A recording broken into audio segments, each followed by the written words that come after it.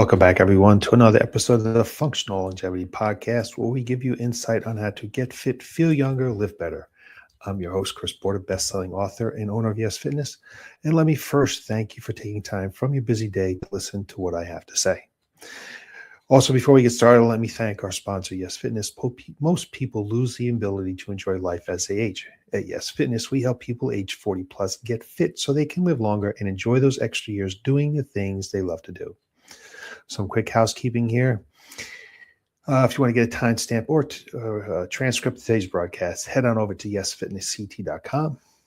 Across the top, you see a button for podcast. Click on that button, and it'll give you access to any one of our now 395 episodes. You can also get this broadcast wherever podcasts can be found. Boost your longevity with particular supplements. If you're training, eating well, and still dealing with low energy, brain fog, or stubborn blood sugar issues, that's usually not a motivation problem. It's a cellular one. As we age, mitochondrial function slows, metabolic control slip, and recovery takes longer. That's why I use Particular. Their NMN supports cellular energy production. Resveratrol helps protect heart and brain health. Berberine improves blood sugar control and metabolic flexibility, all critical for healthy aging after 40.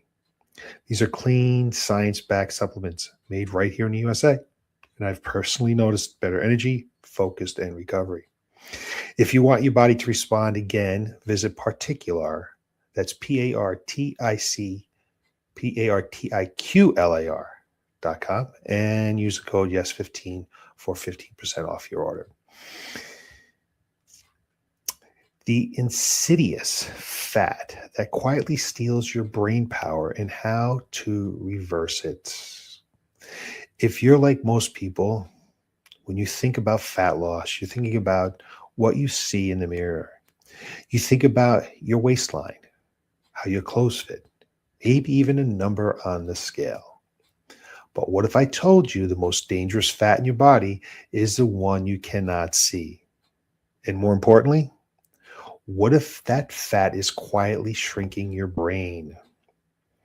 Today's episode is one of the most important conversations we can have when it comes to longevity, cognition, and what it really means to age well. Because it's not about looking better. This is not about thinking clearly.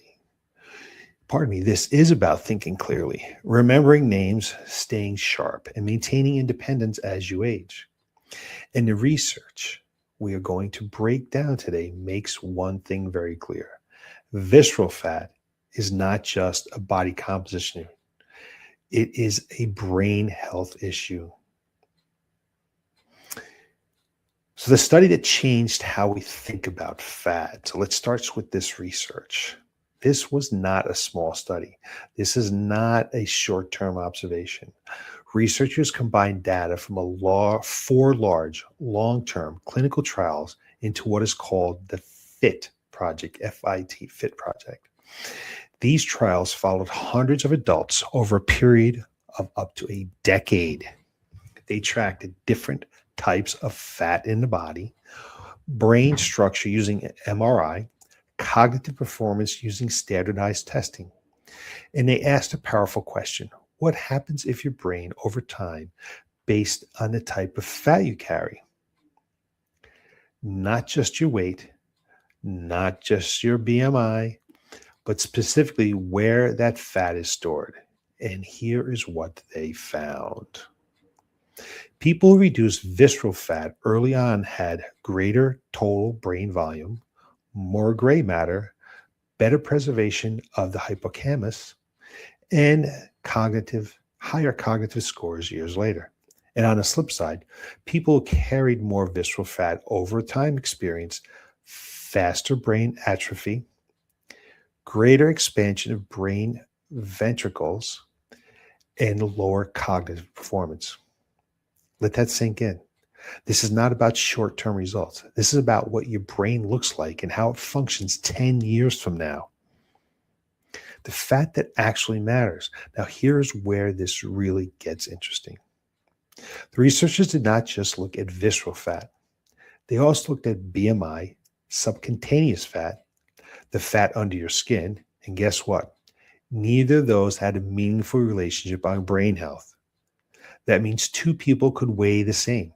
They could have the same BMI, but the one with more visceral fat is at a significantly higher risk for brain decline.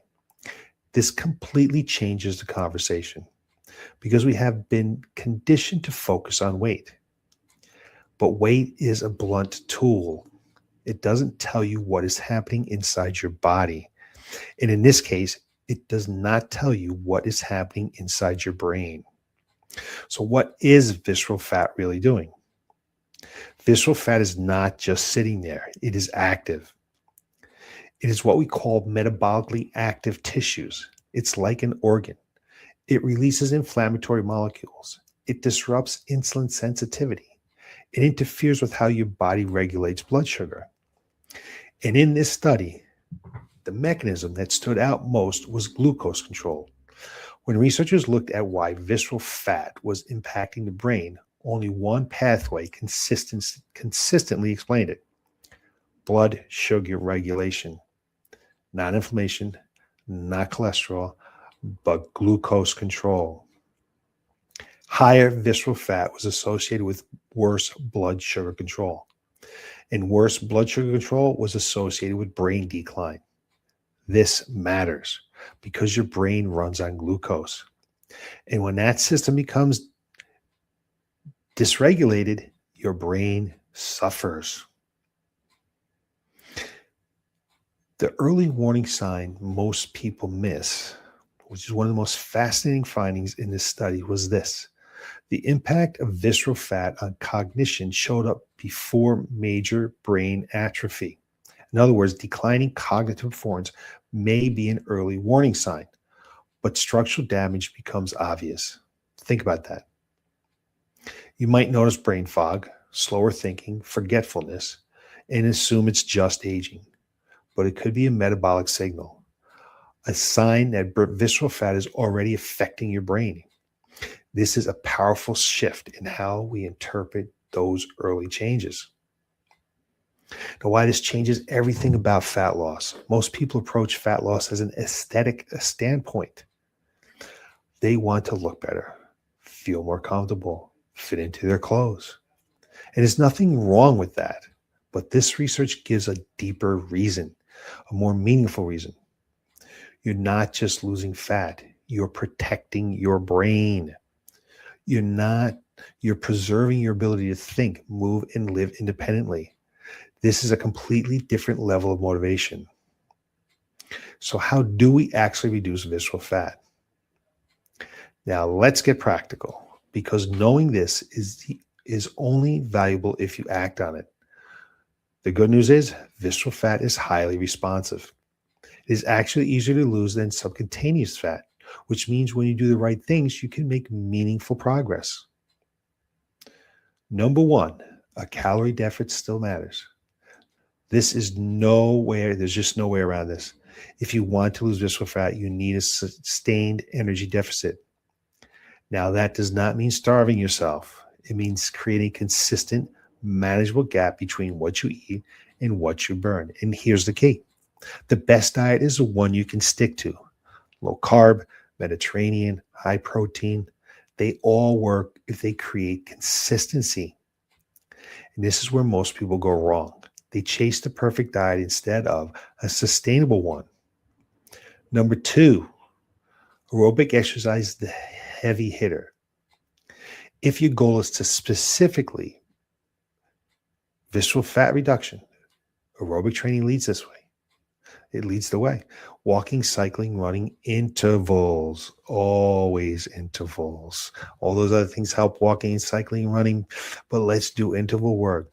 These consistently show stronger reduction in visceral fat compared to resistance training alone.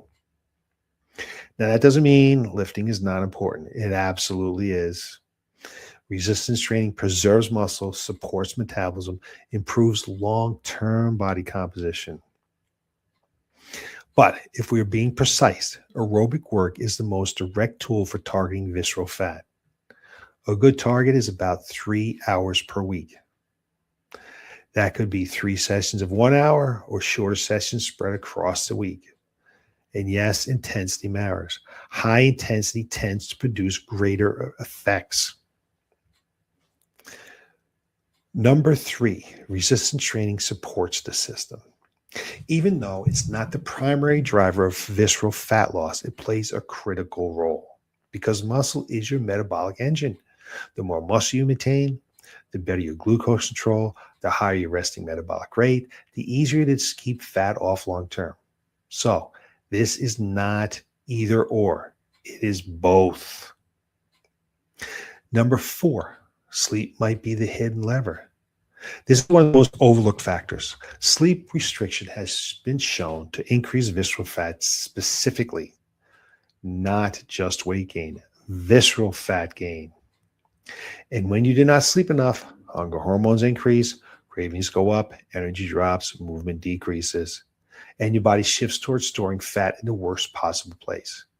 And this is why I always say recovery is not optional, it is part of the program. Yes, sleep is part of your recovery. Number five, lifestyle matters more than you think. There are patterns that consistently show up with higher visceral fat. Ultra processed foods, sugary drinks, excess alcohol, chronic stress, and environmental exposures. No single factor is the whole story, but together they create an environment your body responds to, and your body always adapts to the environment you give it. What you can measure starting today.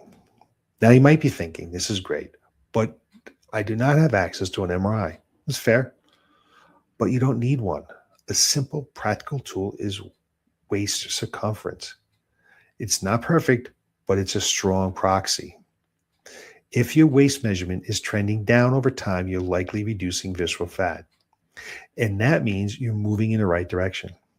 So we take a look at the big picture. Let's zoom out for a second. This study reinforces something we talk about all the time. Health is not just about what you see. It's about what's happening internally. And the choices you make today are shaping your future in ways you cannot always feel immediate. Visceral fat is silent. You do not feel it accumulating. You do not notice it impacting your brain in real time. But over years, it adds up. And the difference between staying sharp and losing cognitive function may come down to how you manage it. So my final thoughts. If there is one takeaway from today's episode, it is this. You need to stop thinking about fat loss as purely cosmetic because it's not. It's neurological. It is metabolic. It's functional to how you age. The goal is not just weightless. The goal is to function better, think clearly, to move well, to stay independent.